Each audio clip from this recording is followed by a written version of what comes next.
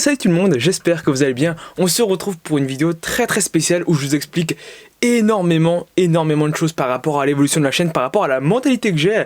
Et vraiment, je vous invite à regarder la vidéo jusqu'au bout parce que oui, j'ai acheté plein de trucs à l'intérieur, pas forcément des mangas, il y a des mangas, mais c'est pas vraiment ce que vous pensez. Ce sera peut dire que ce sera sans doute la vidéo la plus importante de l'année sur la chaîne, voire même de toute la chaîne entière parce que il y a énormément de changements qui vont probablement venir. La vidéo va diviser en 3 thèmes bien distincts et on va commencer avec la première qui est sans doute la plus amusante, même si c'est pas vraiment le cas.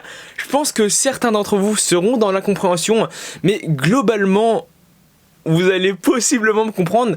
J'ai décidé de protéger tous mes mangas, vraiment quand je dis tous, c'est tous, sauf les trop gros formats comme l'Attaque des Titans édition colossale parce qu'ils sont trop gros avec des pochettes de protection. Ceux qui ont porté un peu d'attention à ça ont dû le remarquer, j'ai vu personne le notifier en commentaire, mais vous pouvez voir qu'une bonne partie des mangas derrière moi et même dans la totalité de ma mangatech sont déjà sous pochette. Ne vous inquiétez pas, je vais vous expliquer le pourquoi du comment en détail. Mais tout d'abord, comme type de pochette, on a celle-ci, format classique.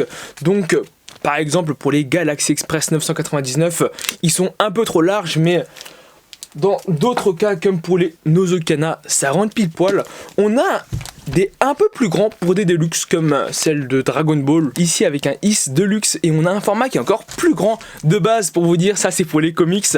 Et dans celui-ci, généralement on peut mettre des Deluxe comme celle de Monster ou 20th Century Boy, je pense, et sans trop me tromper, ce qui va vous choquer, c'est pas tant le fait que je mette des pochettes de protection sur mes mangas, mais le fait que j'en achète autant, parce que j'aurais eu 500 mangas, ça aurait pas trop posé problème. Moi je pars du principe que un manga aujourd'hui ça coûte dans les eaux de 7€, 7,50€, que vraiment je veux les garder dans le meilleur état possible parce que certains titres je vais sans doute les garder pendant 20, 30, 40, 50, peut-être jusqu'à la fin de ma vie, et qu'une pochette comme ça coûte, en fait on les achète par lot de 100 et le lot de 100 moi je l'ai trouvé à je crois 3,95€, donc ce qui veut dire qu'à l'unité c'est 4 centimes, donc payer 4 centimes pour protéger un manga qui coûte 200 fois plus cher, pour moi ça vaut le coup. Et pour ceux qui se demanderaient mais de quoi est-ce que ça peut bien protéger, en fait de 3 grandes choses. La première, un peu de l'humidité parce que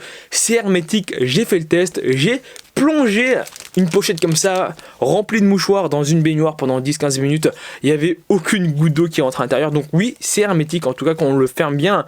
La deuxième chose, ça protège de la poussière parce que oui la poussière ça attaque les mangas, et même pour vous dire le truc qui fait le plus jaunir les mangas après le soleil c'est l'oxygène. Et la troisième chose qui est la plus importante selon moi, ça protège des rayures parce que quand tu prends un vieux manga en main, tu sens que c'est plus lisse sur la couverture. Et vraiment, il en faut très peu. Par exemple, on va dire que tu as un manga rangé dans une étagère, que tu tires le manga pour le sortir.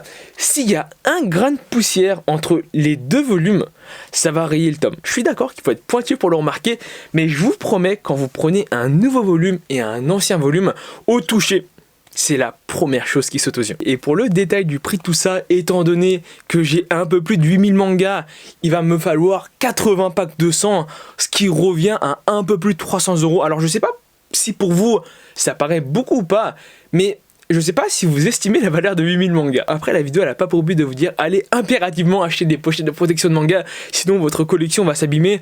C'est clairement pas le cas. Il y a des collections qui sont très bien entretenues pendant 5, 10, 15, 20 ans. Après 20 ans ça devient assez compliqué, mais voilà, c'est pas obligatoire. Moi je trouve que c'est quand même mieux avec. En fait le seul truc qui peut vraiment pêcher, c'est ce côté esthétique parce que oui, sans la pochette ça rend quand même un peu mieux, mais le fait de les savoir en sécurité, le fait de les savoir protégés, moi je trouve que ça a quand même son côté assez satisfaisant. Après aussi c'est vrai, on peut se poser le problème écologique derrière. Est-ce que acheter 8000 pochettes de protection de manga dans un alliage de plastique, même si c'est pas vraiment le cas, c'est bon pour l'environnement?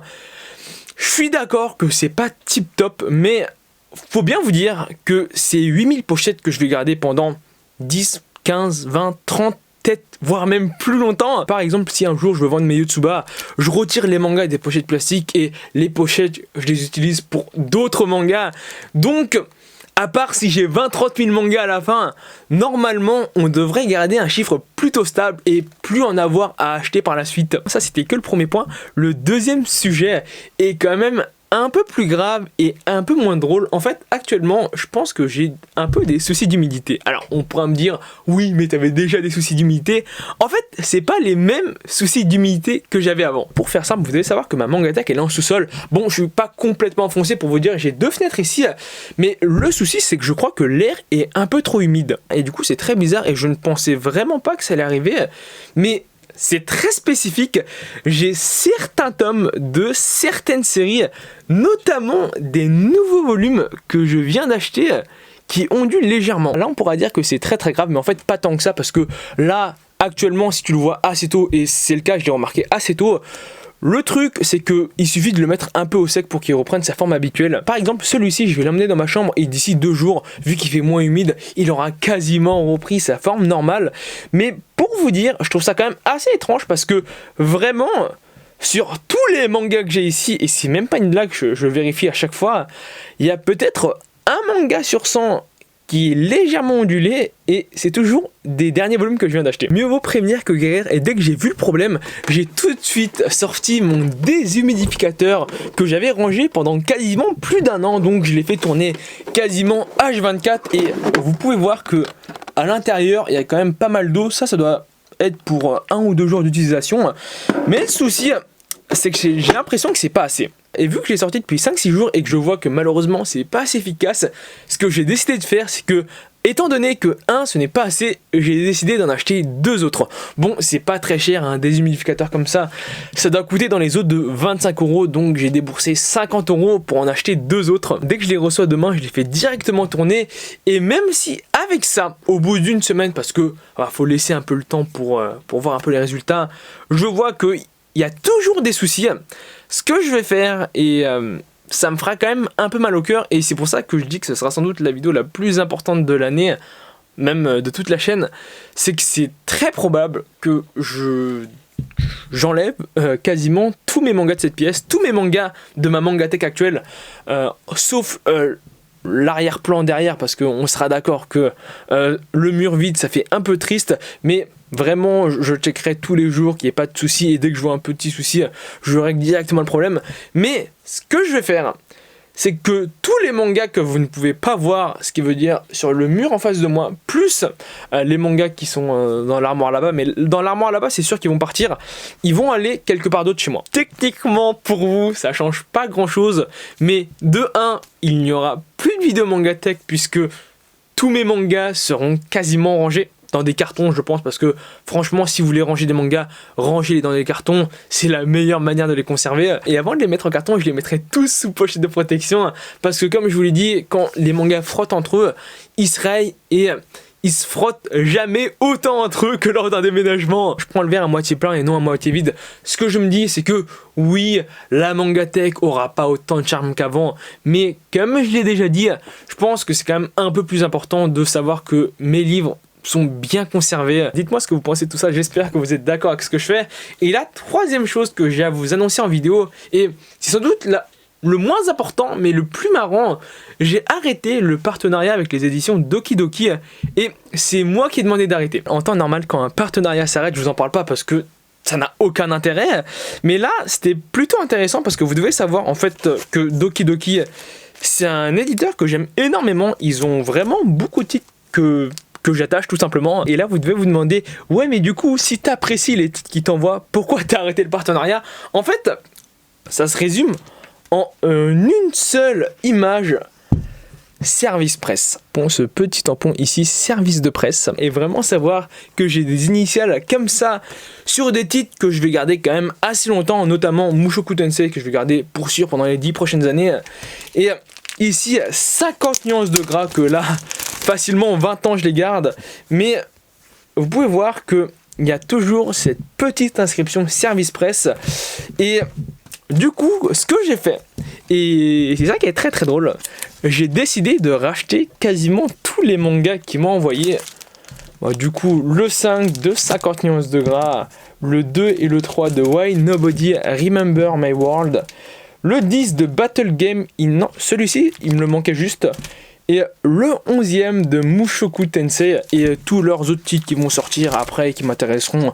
Je les achèterai de ma propre poche parce que vu que c'est des titres que je garde, je me dis en fait le truc c'est que si un jour, même en fait pour moi un titre avec une marque à l'intérieur, ça perd toute sa valeur. Et peut-être que juste si on les lit et qu'on n'est pas trop dans le délire de les collectionner, ça pose pas trop de soucis. Et même je suis sûr que la plupart d'entre vous en fait vous devez vous dire mais en fait il fait une histoire pour rien.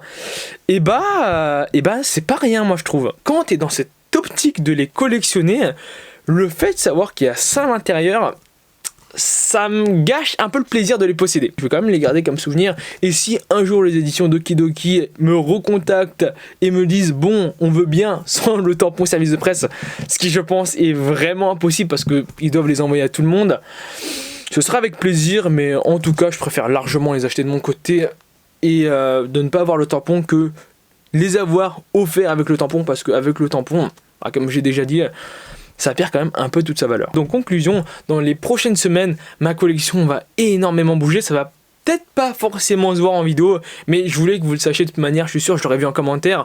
En tout cas, c'était à peu près tout ce que j'avais à vous dire. Si vous avez des questions, n'hésitez pas à me le dire en commentaire, j'y répondrai avec plaisir. N'hésitez pas à vous abonner, même si là, c'était pas vraiment une vidéo avec du contenu. N'hésitez pas à vous abonner. N'hésitez pas à laisser un pouce bleu si la vidéo vous a plu, à laisser un commentaire si t'as quelque chose à dire. Et sur ce, je te dis à la prochaine. Allez, salut! Petit aparté que je tourne quand même un peu plus tard dans la soirée parce que j'ai décidé de m'acheter 2 objets en plus. La première, c'est un hydromètre pour connaître le taux d'humidité dans cette pièce, dans le couloir et dans ma chambre pour voir si c'est vraiment ça qui pose problème.